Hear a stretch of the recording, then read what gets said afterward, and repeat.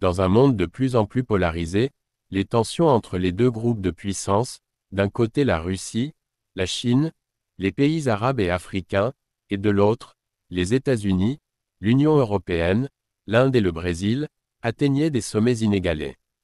Chaque groupe cherchait à dominer le monde et à imposer son influence à l'échelle mondiale. Les États-Unis et l'Union européenne, conscients de leur force économique et militaire, avaient formé une alliance solide, exploitant leurs ressources et leur puissance technologique pour étendre leur emprise. L'Inde et le Brésil, voyant un avantage dans cette alliance, se joignirent également aux efforts des États-Unis et de l'Union européenne pour renforcer leurs positions respectives. Face à cette alliance imposante, la Russie, la Chine, les pays arabes et africains comprirent la nécessité de se regrouper pour défendre leurs intérêts. La Russie, fort de son arsenal militaire, la Chine, en tant que puissance économique émergente, et les pays arabes et africains, en tant que détenteurs de ressources précieuses, formèrent une coalition stratégique pour lutter contre l'influence occidentale grandissante. Ce conflit mondial se déroula sur plusieurs fronts, allant des batailles diplomatiques aux confrontations militaires. Les deux groupes de puissances se disputaient l'accès aux ressources naturelles stratégiques, la domination économique et commerciale, et le contrôle des réseaux d'information et de communication. Les tensions étaient particulièrement élevées dans les régions riches en ressources naturelles, comme le Moyen-Orient et l'Afrique, où les rivalités pour le pétrole, le gaz et les minerais se transformaient en affrontements directs. Les pays arabes et africains, soutenus par la Russie et la Chine, résistaient aux pressions occidentales visant à contrôler ces ressources stratégiques. Les conflits régionaux se multipliaient, mettant en danger la paix et la stabilité dans ces régions. Parallèlement, les deux groupes se livraient une bataille féroce dans le domaine du cyberespace et de l'information. Des attaques informatiques sophistiquées déstabilisaient les infrastructures vitales, tandis que des campagnes de désinformation visaient à influencer l'opinion publique et à semer la discorde au sein des pays ennemis. Les satellites espions surveillaient les mouvements de chaque groupe, cherchant à gagner un avantage stratégique. Alors que les conflits se intensifiaient, causant des souffrances et des pertes humaines considérables, certains acteurs mondiaux tentaient de jouer un rôle de médiateur pour empêcher une escalade catastrophique. Les Nations Unies et d'autres organisations internationales œuvraient à la recherche d'une solution pacifique, mais les intérêts divergents des deux groupes de puissance rendaient les négociations fortement complexes. Dans cette lutte effrénée pour la domination mondiale, la survie même de l'humanité était en jeu. Les conséquences géopolitiques, économiques et humaines de ces conflits étaient énormes.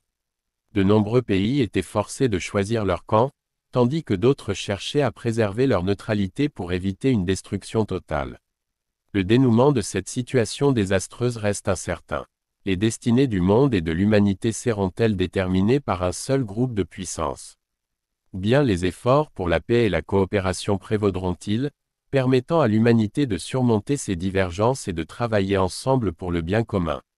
Les conséquences économiques et sociales pour la France et la Guyane française seraient potentiellement importantes, étant donné les tensions géopolitiques mondiales et la polarisation des groupes de puissance. Sur le plan économique, la France pourrait être touchée par les répercussions d'un conflit mondial qui implique les grandes puissances économiques. Les échanges commerciaux pourraient être affectés, les investissements étrangers pourraient diminuer, et la croissance économique de la France pourrait ralentir. En outre, si le conflit se déroule principalement dans des régions riches en ressources naturelles, comme le Moyen-Orient, la disponibilité et les prix des matières premières pourraient être perturbés, ce qui aurait un impact sur l'économie française.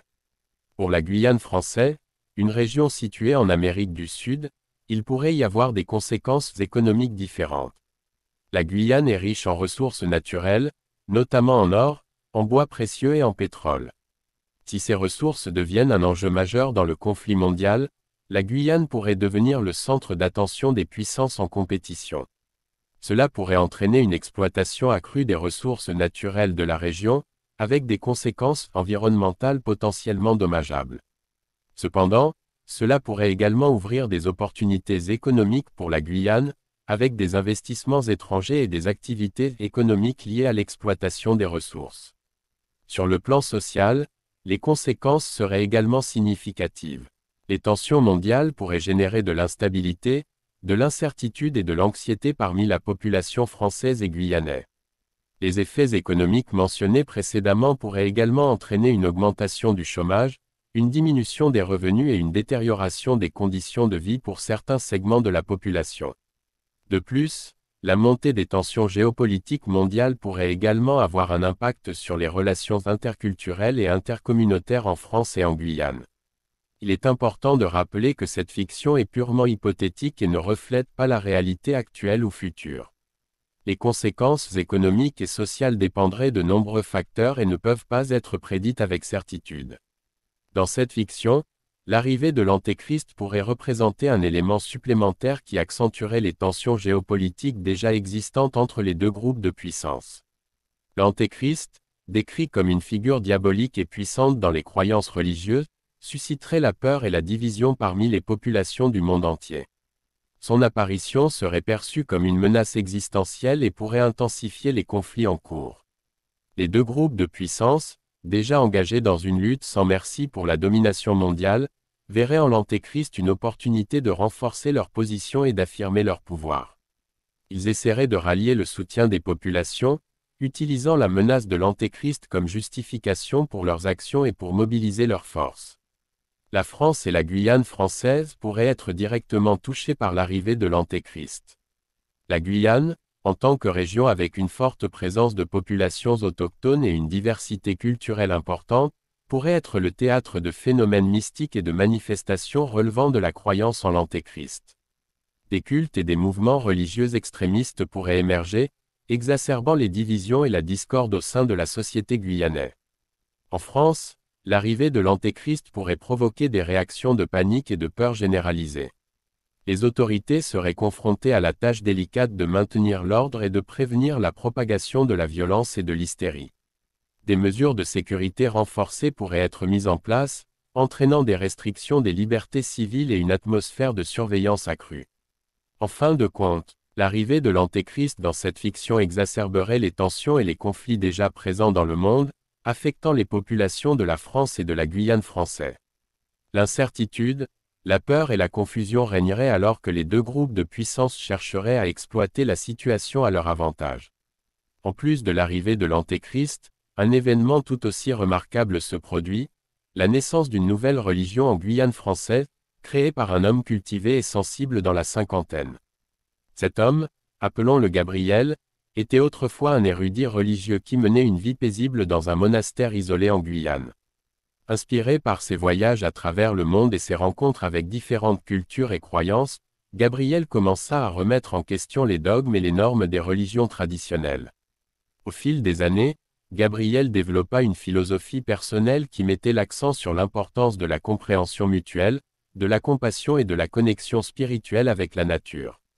Il croyait fermement que la paix et l'harmonie étaient possibles si les individus transcendaient les différences et se concentraient sur leurs similitudes en tant qu'êtres humains. Gabriel commença à partager ses idées avec les habitants de la Guyane française, et à sa grande surprise, il rencontra un engouement croissant pour ses enseignements. Les gens, fatigués des divisions et des conflits religieux, étaient attirés par sa vision d'une spiritualité inclusive et pacifique.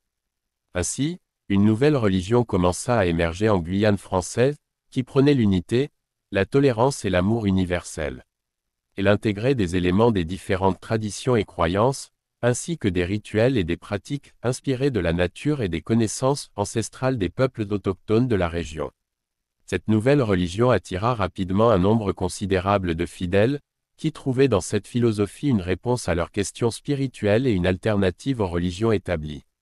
Les cérémonies religieuses se déroulaient dans les forêts verdoyantes de la Guyane, où les participants se sentaient connectés à la nature et à une force supérieure. Cependant, la naissance de cette nouvelle religion provoqua également des divisions au sein de la société guyanaise. Certains considéraient cela comme une menace pour les religions traditionnelles et le statu quo, tandis que d'autres y voyaient une opportunité de trouver la paix et l'unité tant recherchée. Les autorités, déjà confrontées à la montée de l'Antéchrist et à ses conséquences, surveillaient attentivement l'évolution de cette nouvelle religion. Elles craignaient que son expansion ne déstabilise davantage la situation et ne provoque des tensions supplémentaires entre les différentes factions religieuses. Alors que l'Antéchrist semait la discorde et la peur, Gabriel et ses adeptes continuèrent à diffuser leur message de paix et de fraternité, cherchant à dépasser les divisions et à unifier la société autour d'une spiritualité partagée. Leurs actions suscitèrent un questionnement profond et une réflexion sur le rôle et la signification de la religion dans un monde en crise. Dans ce tableau complexe et en évolution, la naissance de cette nouvelle religion en Guyane française ajoutait une dimension supplémentaire à la fiction, mettant en lumière la diversité des croyances et des réactions face à la présence de l'Antéchrist. Alors que la situation mondiale devenait de plus en plus instable avec l'arrivée de l'Antéchrist, des mesures sans précédent furent prises pour tenter de maintenir l'ordre et d'éviter un chaos total. Cela inclut une initiative audacieuse, convoquer Gabriel, le fondateur de la nouvelle religion en Guyane français, à une table ronde avec l'Antéchrist dans le but de collaborer. La communauté internationale, cherchant désespérément des solutions pour désamorcer la crise imminente, décida de rassembler des représentants des différentes croyances et idéologies. Gabriel, en tant que leader charismatique de la nouvelle religion, fut choisi pour incarner la voie des spiritualités alternatives et non traditionnelles. La table ronde rassemblait donc des figures religieuses, politiques et philosophiques du monde entier, chacune apportant sa perspective unique sur la situation actuelle et sur les moyens de faire face aux défis que représentait l'Antéchrist.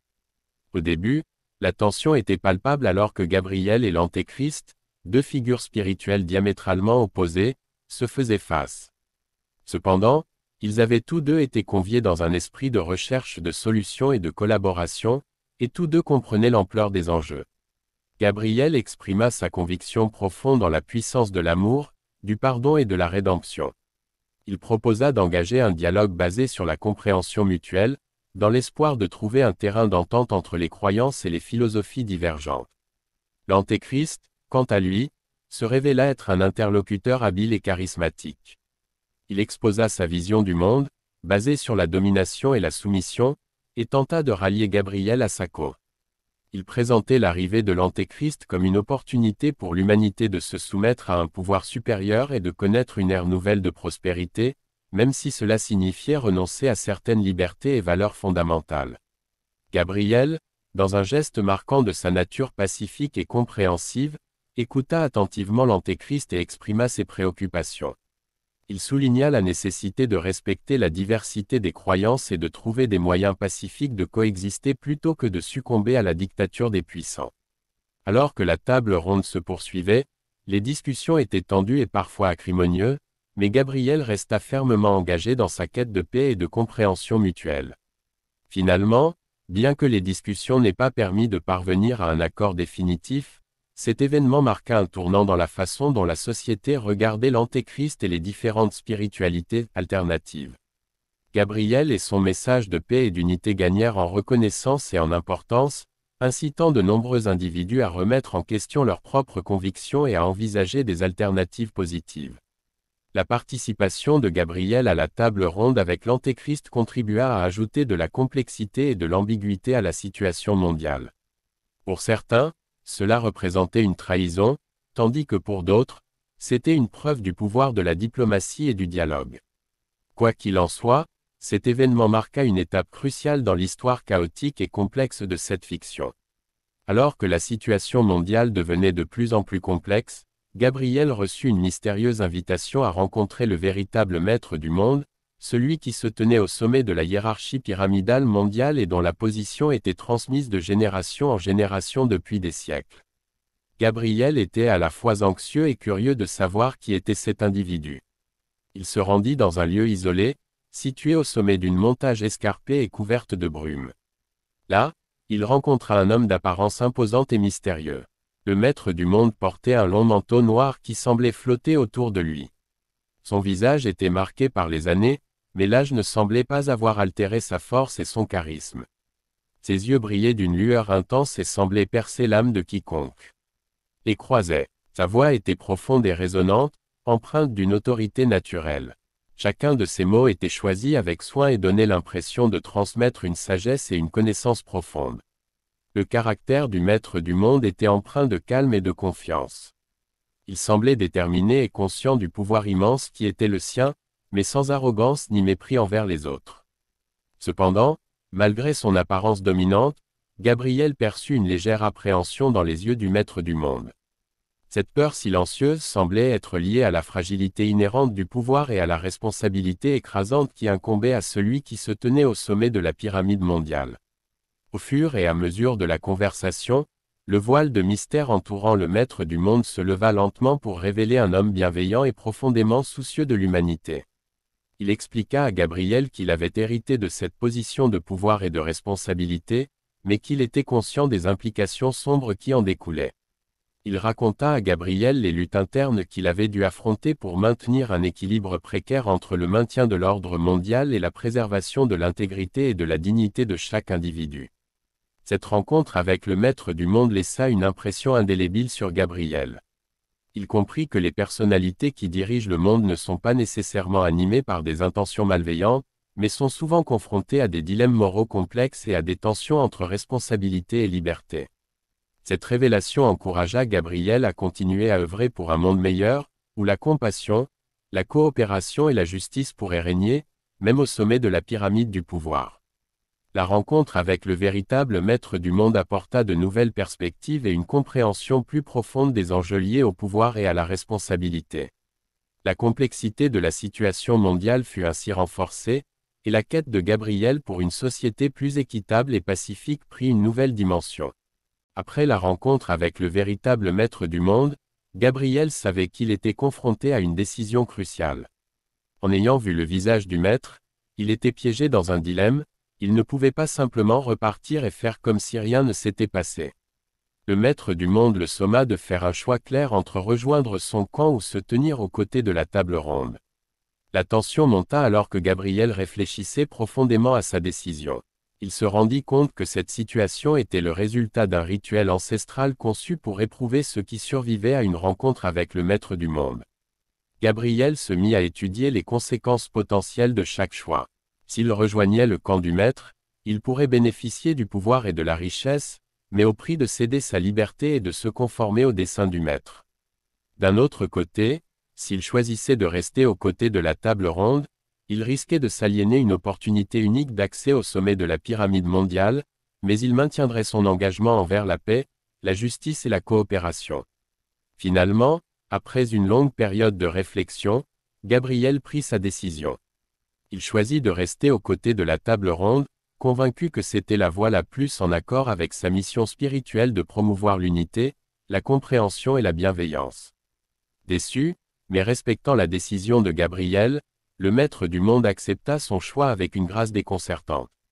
Il admira le courage et la conviction de Gabriel et lui offrit sa bénédiction pour poursuivre sa quête de paix. Cette décision marqua un tournant dans la vie de Gabriel. En s'opposant au pouvoir absolu du maître du monde et en choisissant plutôt la voie de l'amour et de la collaboration, il trouva une nouvelle force et une nouvelle détermination pour continuer son combat pour un monde meilleur. Dans la suite de la fiction, Gabriel s'engagea à renforcer la coopération entre les différentes spiritualités et courants de pensée, afin de créer un véritable mouvement mondial pour la paix et la justice. Avec sa nouvelle clarté de vision, il recruta des partisans fervents et rallia des âmes bienveillantes prêtes à combattre les divers défis qui se présentaient. Cette décision courageuse de Gabriel ne passa pas inaperçue. Elle suscita une vague d'inspiration et d'espoir parmi ceux qui étaient fatigués des jeux de pouvoir et des manipulations du monde. Les gens commencèrent à remettre en question l'autorité de ceux qui se trouvaient au sommet de la pyramide mondiale, et à chercher des alternatives basées sur la compassion et la solidarité. En fin de compte, la rencontre avec le maître du monde et la décision de Gabriel de choisir la voie de la table ronde plutôt que celle du pouvoir absolu marqua un tournant décisif dans cette fiction, offrant une lueur d'espoir au milieu de l'obscurité qui enveloppait le monde. La nuit suivante, alors que Gabriel reposait dans son lit, une nouvelle rencontre extraordinaire l'attendait. Il était plongé dans un paisible sommeil quand une puissante lumière émanant de son environnement le réveilla brusquement. Perplexe, il ouvrit les yeux pour découvrir qu'un être mystérieux se tenait devant lui. C'était l'oracle de l'humanité, une figure légendaire dont la sagesse et les visions pouvaient guider les destins de ceux qui étaient prêts à les entendre. L'oracle était une femme d'âge mûr, vêtue d'une robe blanche et auréolée d'une aura lumineuse. Son regard était perçant, empreint de sagesse et révélant une connaissance profonde de tous les secrets du monde. Elle fixa Gabriel avec une intensité déconcertante, imprégnant son être de tranquillité et d'une curieuse certitude. Sans dire un mot, l'oracle tendit la main et Gabriel la prit, sentant une connexion spirituelle puissante se former entre eux.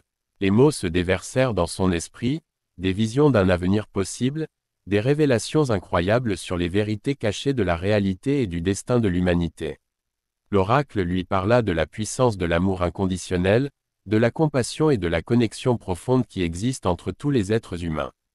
Elle lui révéla la nécessité de se libérer des chaînes de la peur et de l'égoïsme, de transcender les divisions artificielles et de travailler ensemble pour construire un monde plus juste et harmonieux. Gabriel écoutait attentivement chaque mot, absorbant la sagesse de l'oracle avec une soif inextinguible. Il sentait en lui une nouvelle énergie, une détermination renouvelée à poursuivre sa quête et à guider l'humanité vers un avenir meilleur. Lorsque l'oracle eut terminé de lui transmettre ses visions et ses enseignements, elle relâcha doucement la main de Gabriel et disparut, ne laissant derrière elle que l'écho de ses paroles. Gabriel était rempli d'un profond sentiment de gratitude et d'inspiration. Il savait que cette rencontre avec l'oracle de l'humanité était un signe que son voyage était béni, que sa mission était d'une importance capitale dans la transformation du monde. Fortifié par cette nouvelle révélation, Gabriel reprit sa quête avec une confiance renouvelée. Il rassembla les enseignements de l'oracle et les vérités découvertes lors de sa rencontre avec le Maître du monde, les utilisant comme boussole morale alors qu'il avançait vers un avenir incertain. Dans les jours et les semaines qui suivirent, Gabriel partagea les visions et les enseignements de l'oracle avec ses compagnons à la table ronde, inspirant un mouvement d'espoir et de résistance. Ensemble, ils formèrent une alliance puissante basée sur l'amour, la compassion et la volonté de donner naissance à une nouvelle ère de paix et d'équité. Ainsi, avec l'aide de l'oracle de l'humanité, Gabriel poursuivit son voyage, emmenant avec lui une lueur d'espoir qui éclairait les ténèbres. Guidé par les révélations de l'oracle et le désir ardent de créer un monde meilleur, il repoussa les limites de l'impossible et ouvrit la voie à un avenir radieux pour tous les êtres humains. Alors que Gabriel continuait sa quête et s'engageait davantage dans sa mission, il commença à ressentir une transformation profonde à l'intérieur de lui. Il se rendit compte qu'il était doté d'un pouvoir de conscience qui dépassait les limites de l'imagination humaine. Ce pouvoir le connectait à une fréquence cosmique qui transcendait l'espace-temps lui-même. Gabriel se sentait relié à une énergie universelle, dont le point de départ se trouvait dans une galaxie lointaine, remontant jusqu'au commencement même de l'univers, le Big Bang. Cette réalisation époustouflante éveilla en lui une compréhension profonde de l'interconnexion de tout ce qui existe. Il se sentait comme un maillon essentiel de la chaîne de l'évolution cosmique, un être capable de canaliser et de transmettre cette énergie miraculeuse. Plus Gabriel s'ouvrait à cette connexion avec la fréquence cosmique, plus il constatait l'accroissement de ses capacités intuitives et de perception. Il pouvait ressentir les énergies subtiles qui se trouvaient dans les êtres vivants, dans la nature et même dans les objets inanimés. Il pouvait accéder à une sagesse profonde et universelle qui se trouvait au-delà du temps et de l'espace. Ce pouvoir de conscience amplifié lui offrait également une nouvelle perspective sur son rôle dans la transformation du monde. Il comprit que sa quête n'était pas seulement d'œuvrer pour un changement à l'échelle locale, mais qu'elle était également liée à une mission cosmique bien plus vaste. Dorénavant, Gabriel se sentait investi d'une responsabilité immense. Il savait que sa connexion à la fréquence cosmique lui permettait d'agir comme un catalyseur pour l'éveil spirituel et la transformation de l'humanité. C'était une lourde tâche, mais il embrassa cette mission avec gratitude et détermination. Guidé par sa connexion transcendantale à la fréquence cosmique, Gabriel étendit son influence au-delà des frontières traditionnelles du pouvoir et de l'autorité. Il utilisait son don pour inspirer, éduquer et unir les peuples du monde entier, quelle que soit leur culture, leur religion ou leur origine. Les enseignements de Gabriel s'étendaient bien au-delà des mots et des discours. Il parlait directement à l'âme des individus, les incitant à puiser dans leur propre pouvoir intérieur et à œuvrer ensemble pour co-créer un monde de paix, d'amour et de prospérité pour tous. La renommée de Gabriel se répandit rapidement, ses enseignements touchant des millions de personnes à travers toutes les nations. Les gens ressentaient la profondeur et l'authenticité de son message, sachant qu'il était alimenté par une connexion directe avec une intelligence cosmique ultime. Alors que Gabriel utilisa sa conscience élargie et son pouvoir de connexion cosmique, il devint l'un des catalyseurs de l'évolution spirituelle de l'humanité. Sa vision transcendante et son influence positive continuèrent de croître, éclairant le chemin de la transformation et montrant à tous ceux qui étaient prêts à écouter qu'un avenir de paix et d'harmonie était possible. Gabriel incarna le symbole de l'union entre l'humain et le divin, reliant le cosmos à la Terre, et rappelant à chacun qu'en puisant dans notre propre pouvoir de conscience, nous pouvons faire la différence et participer activement à la création d'un monde meilleur. Grâce à sa connexion puissante avec la fréquence cosmique, Gabriel était en mesure de percevoir des flashs d'images incroyablement puissantes. Alors qu'il plongeait dans la profondeur de sa conscience élargie, il vit une vision à couper le souffle, l'image du Créateur de la réalité lui apparut. Dans cette vision, la forme du Créateur se manifesta sous la forme d'un bébé innocent, rayonnant d'une pureté et d'une sagesse infinie. Gabriel comprit immédiatement que cette vision symbolisait le pouvoir créatif du divin, démontrant que toute la réalité était le résultat d'un acte de création constante. Les parents de cet enfant se tenaient à ses côtés, représentant la puissance incommensurable qui soutenait cette création. Gabriel réalisa que ses parents représentaient les principes fondamentaux de l'univers, l'énergie masculine et féminine, le yin et le yang, travaillant ensemble pour donner naissance à toute la manifestation de l'existence. Cette vision confirma à Gabriel que le pouvoir de connexion cosmique qu'il possédait était en réalité un fragment du pouvoir créatif du Créateur lui-même. Il comprit que chacun de nous, en notre essence la plus profonde, possède ce pouvoir créatif divin et qu'il est notre responsabilité de l'exploiter pour participer à la co-création d'un monde meilleur.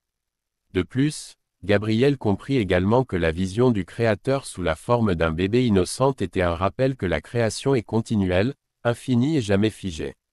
Tout comme un dessin d'enfant qui évolue constamment, notre rôle en tant qu'être conscient est de participer activement à cette évolution créative, en cultivant la compassion, l'amour et la croissance spirituelle.